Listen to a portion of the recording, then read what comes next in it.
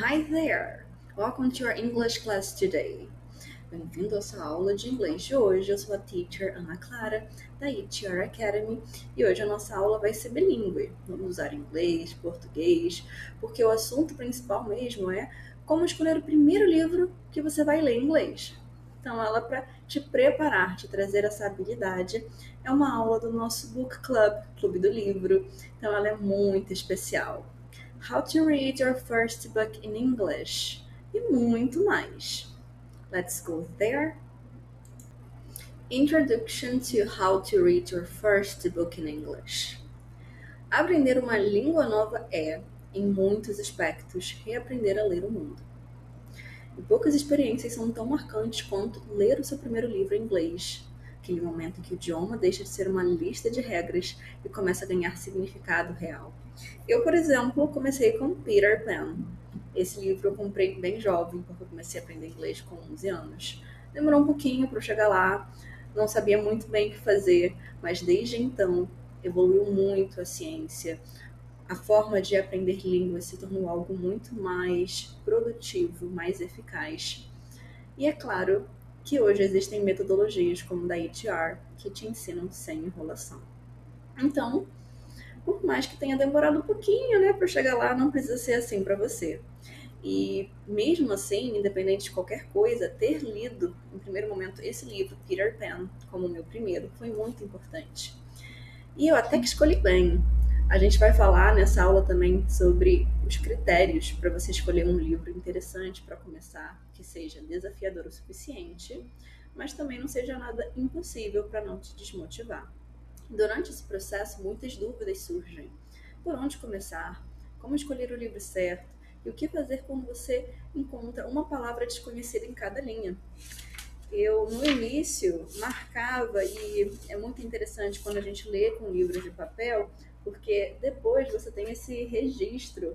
Então, eu tenho pontos de interrogação, eu sublinhava, e algumas palavras eu aprendi aqui. Na primeira linha, eu aprendi o verbo frasal grow up, que é crescer, porque falava que all children except one grow up.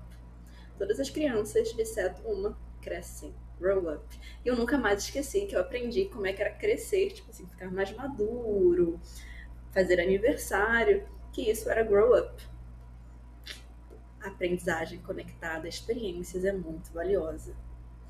Então, essa aula ela vai te guiar passo a passo por técnicas comprovadas da neurociência da aprendizagem, que a gente ama falar sobre aqui na HR, inclusive utilizando How to Take Smart Notes, como fazer anotações inteligentes, que é um livro muito usado até mesmo para quem estuda para concurso, acadêmicos, pessoal do mestrado, doutorado, quem está estudando algum assunto mais a fundo, não necessariamente em inglês, talvez engenharia, desenvolvimento de softwares, dentre tantas outras coisas.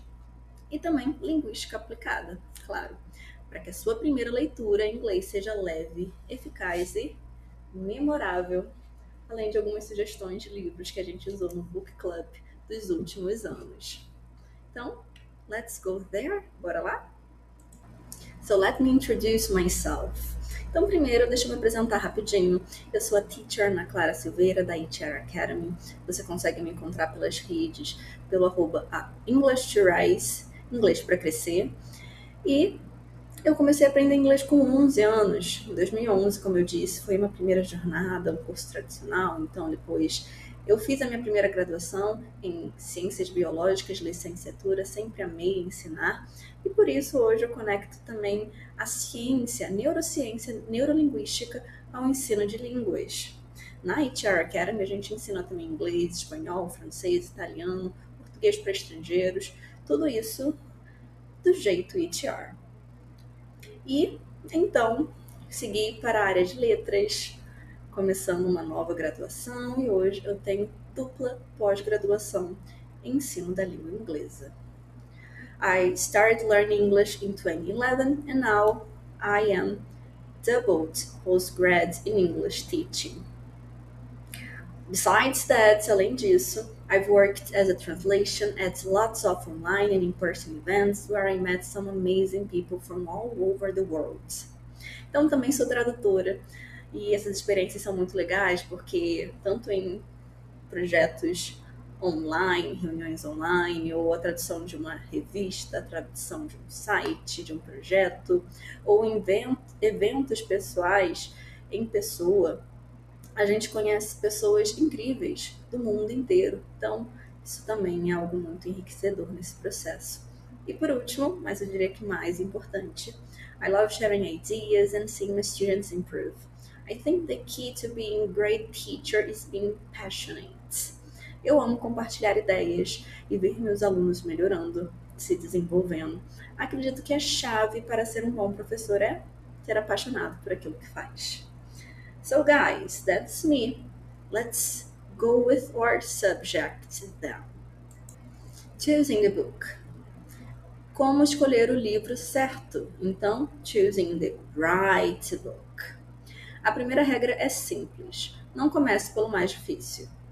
Quando eu escolhi Peter Pan, eu lembro da minha teacher na época falar para escolher um livro infantil, algo que eu já tinha lido, uma coisinha pequena, curta. Isso foi muito certeiro.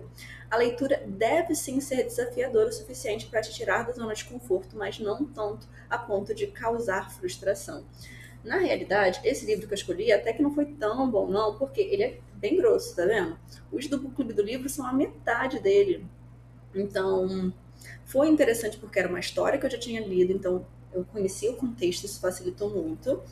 É o tipo de livro que eu gosto, ficção, então também foi ótimo, mas ele, por ser bem grande, foi um pouco mais desafiador do que deveria ser, levando em consideração que era meu primeiro livro. Mas eu estava de férias, era adolescente, tinha tempo livre, demorou, mas foi, né? Mas pense em algo mais curtinho. Por exemplo, esse aqui, A Arte da Guerra, Sun Tzu.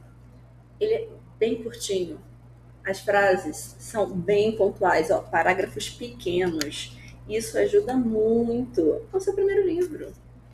Escolha algo que você vai conseguir encerrar. Pesquisadores como Paul Nation descobriram que, para compreender um texto com fluência, é preciso entender pelo menos 95% das palavras. O ideal é pelo menos 97% ou mais. Isso significa que se você reconhecer quase todas as palavras de uma página, você está indo bem, apenas tropeçando em algumas. Então, você tem que saber onde você está. Não sei se você sabe, mas a gente tem o CEFR, que é o quadro comum de referência a línguas europeu. E aí diz que os alunos iniciantes são A1, básico A2, aí a gente vai para B1, B2, C1, C2. Primeiro passo é você saber onde que você está, para você poder escolher um livro com base nisso. Essa é a regra dos 98%. Ou em termos de teoria do Stephen Cranson, é o princípio do I mais 1.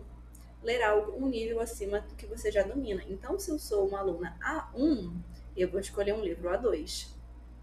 Se eu sou uma aluna B2, eu vou escolher um livro C1. Então, a primeira regra é simples. Não comece pelo mais difícil.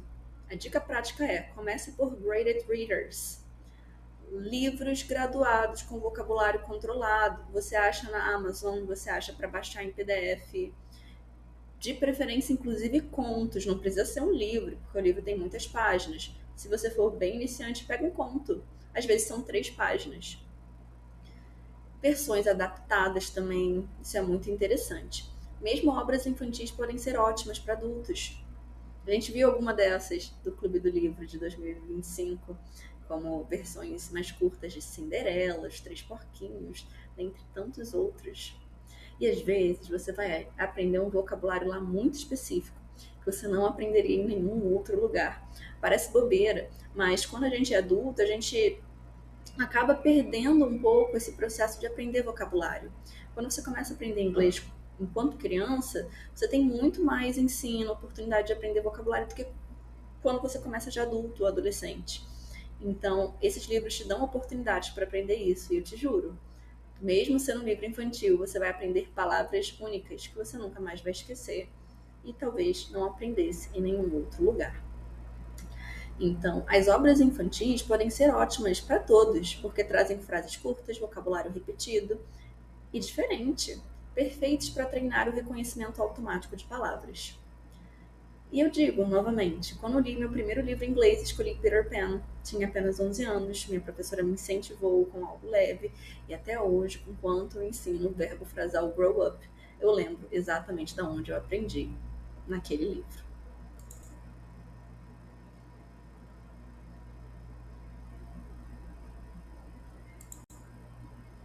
Ler não é apenas decodificar letras, é construir sentido. Então vamos falar sobre reading techniques, técnicas de leitura. Isso vai te ajudar em qualquer lugar, tá bom? Mestrado, graduação.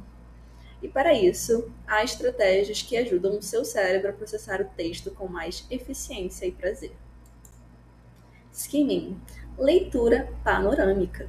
Antes de começar uma página, faça uma leitura rápida do título, subtítulo, primeiros parágrafos. Isso ativa o seu background knowledge, conhecimento prévio, dá uma olhada geral ali, que é a forma que o seu cérebro usa para prever o tema e reduzir o esforço cognitivo. Então, se eu abro aqui uma página e eu vejo, de modo geral, parque, conversa entre amigos, eles estão discutindo um problema. Peguei só essas palavras rapidinhas no meu skimming. Já fica mais fácil para o meu cérebro criar um cenário que vai me ajudar a entender de uma forma muito mais fácil o contexto.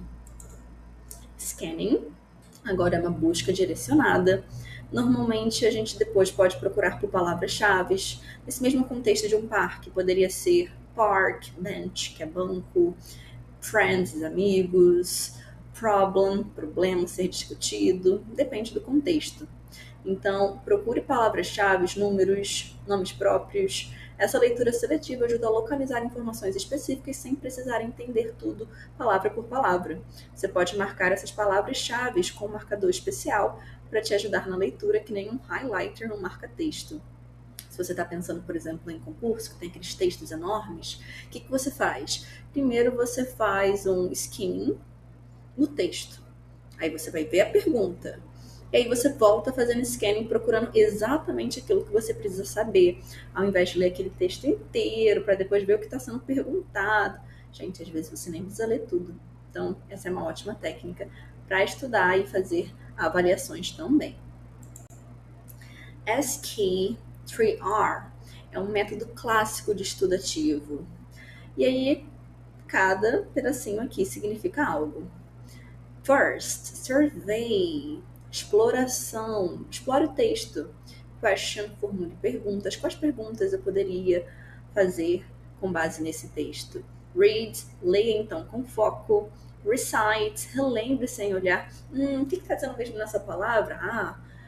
O personagem principal foi para um parque se encontrar com um amigo para discutir sobre um problema. E por último, review. Revise e conecte as ideias. A fase do recall ativo é importante pra caramba. Eu fazendo aqui o meu recall. Aprendi que banco é bench. Aprendi que um erro é um mistake. Tente lembrar sozinho, isso é muito importante. É a fase do recall ativo. Tentar lembrar o conteúdo de memória. Isso cria o chamado testing effect, um dos mecanismos mais eficazes da neurociência para transformar informações em conhecimento de longo prazo, para você não esquecer depois. E falando sobre learning vocabulary naturally, aprender vocabulário de uma forma natural, fácil. Uma das maiores vantagens de ler inglês é expandir o vocabulário de forma contextualizada. Quando você encontra uma palavra nova dentro de uma história, ela vem acompanhada de emoções, imagens, significados. Isso ativa o dual coding effect, o código duplo da nossa mente. Não é só uma palavra solta, é um texto, é uma imagem, é um contexto, é um livro que está conectado a ela, assim como o verbo frasal grow up que eu aprendi no Peter Pan. Quando você encontra uma palavra nova dentro de uma história, ela vem com tudo isso. É muito mais fácil você lembrar. Ela está salva em vários lugares no seu cérebro ao mesmo tempo. Mas cuidado para não exagerar nas anotações, para não ficar massivo, ok? O cérebro humano consegue reter apenas 3 a 5 blocos de informação por vez, um limite médio da nossa working memory. Então, e aí a gente fala sobre uma coisa muito importante. Vale mais a pena você ler 10 minutinhos por dia, todos os dias, ou 3 vezes, 5 vezes na semana, porque você ficar 3 horas seguidas lendo um livro. Você não vai lembrar disso tudo.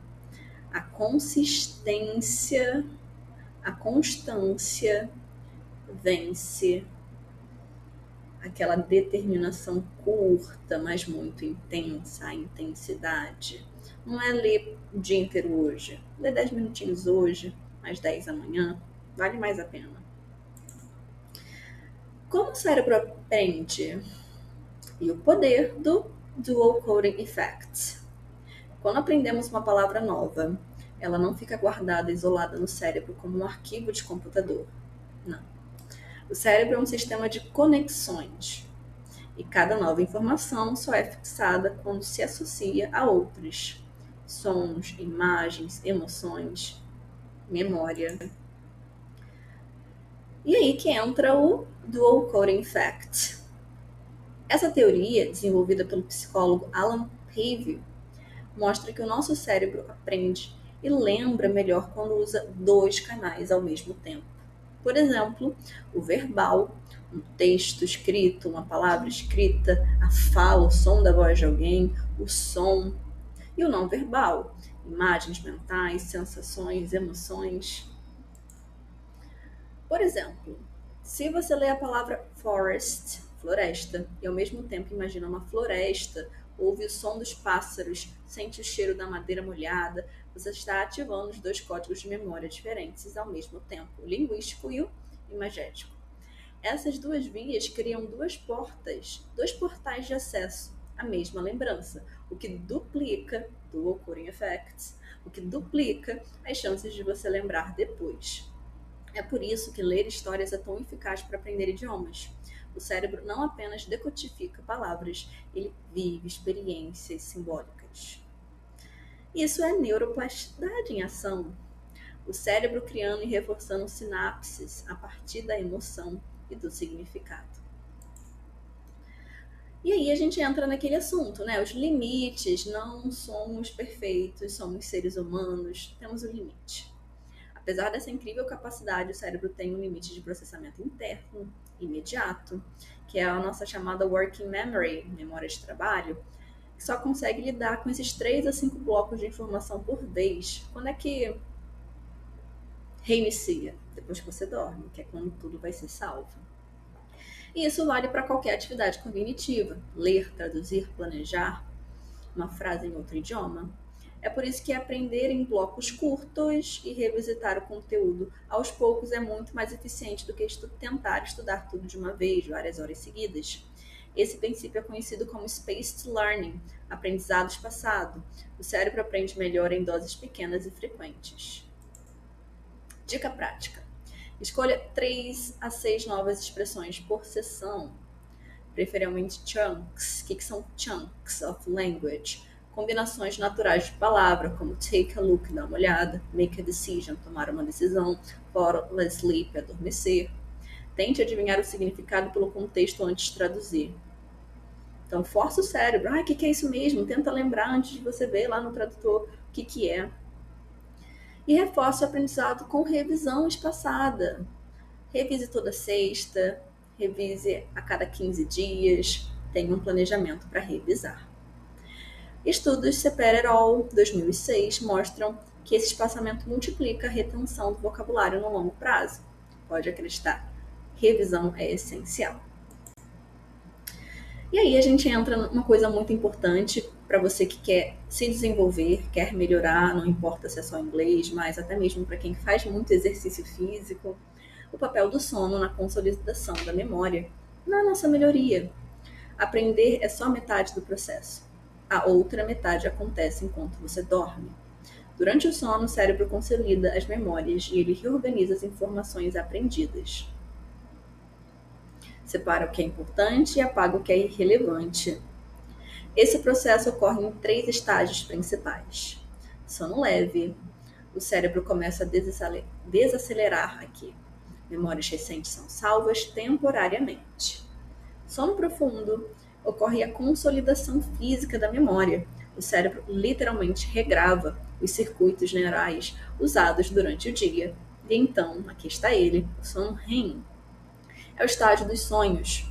Aqui o cérebro integra o conhecimento, trazendo conexões criativas e simbólicas. Dormir bem é Portanto, uma parte essencial do estudo. Sem sono adequado, o cérebro não fixa o que aprendeu. É como digitar um texto e não clicar em salvar. Summing up, resumindo, guys, aprender é conectar. Quanto mais sentidos, emoções e pausas conscientes você coloca no processo, mais o cérebro entende que aquilo é importante. Por isso, ler com atenção, imaginar, sentir e dormir bem são os verdadeiros segredos para aprender qualquer língua de forma duradoura. When reading becomes thinking English. Mas quando ler inglês se torna também pensar em inglês. Isso é essencial porque as pessoas ficam tipo, caraca, não penso em inglês quando eu quero fazer uma aula de conversação para responder a outra pessoa, eu tenho que pensar em português e traduzir, eu não penso em inglês. É um processo. Ler te ajuda com isso. A leitura é um treino para um cérebro bilíngue. Olha que interessante. Ao longo das páginas, o cérebro começa a reconhecer padrões linguísticos sem precisar traduzir mentalmente. Chega um momento que você para de traduzir e que bom, é para parar de traduzir mesmo, entender pelo contexto. Quando você for revisar, aí sim que você vai fazer aquele scanning final, procurando por palavras-chave, anotando elas, aprendendo esse vocabulário que você aprendeu em princípio, por contexto.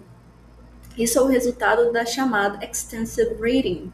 A leitura continua prazerosa, com foco no significado e não na análise gramatical.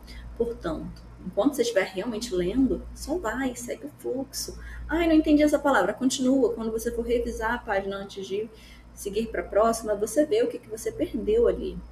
Pesquisas indicam que quem lê extensivamente, na sua segunda língua, na sua L2, melhora não só o vocabulário, mas também a fluência de leitura, a escrita e até a confiança ao falar, ao se comunicar. Olha que legal. A leitura cria um ambiente de imersão cognitiva dentro da sua própria mente. Então, aqui tem uma ideia. Choosing the right book. Você pode transformar o hábito de ler em inglês em uma rotina leve e poderosa. Aqui as nossas etapas. Survey, skimming, scanning, focused reading, receipt and review. Bem curtinho, dá para você encaixar 30 minutinhos de leitura significativa. Esse tempo é o suficiente para ativar o aprendizado sem sobrecarregar o cérebro. E aí você vai um dia de cada vez, uma página por vez. Summing up, resumindo, que bom que você chegou até aqui, espero que tenha sido muito produtiva essa aula para você. Se você tiver qualquer comentário, dúvida, deixa aqui pra gente. E, é claro, compartilhe esse vídeo com quem precisa. Qual que é a nossa conclusão? Comece leve, mas comece. Ler inglês não é um prêmio reservado aos avançados. É o caminho para se tornar um. O pessoal fica, caraca, eu vou deixar para ler quando eu estiver mais avançada. Estou muito básica ainda. Não. Justamente ler inglês que vai fazer você ficar avançado. Muda aí esse mindset, muda essa mentalidade. Seu primeiro livro vai te ensinar muito mais do que palavras. Ele vai te mostrar que aprender uma língua é descobrir novos modos de pensar, seja com Peter Pan, Animal Farm ou qualquer outro conto. O importante é começar. Lembre-se, cada página vira uma ponte entre aquilo que você já sabe e o que você ainda vai aprender. Então, read, think, speak, write. E eu te vejo na próxima aula do nosso Book Club. Não deixe de seguir a HR Academy, porque vem muito mais por aí. See you there!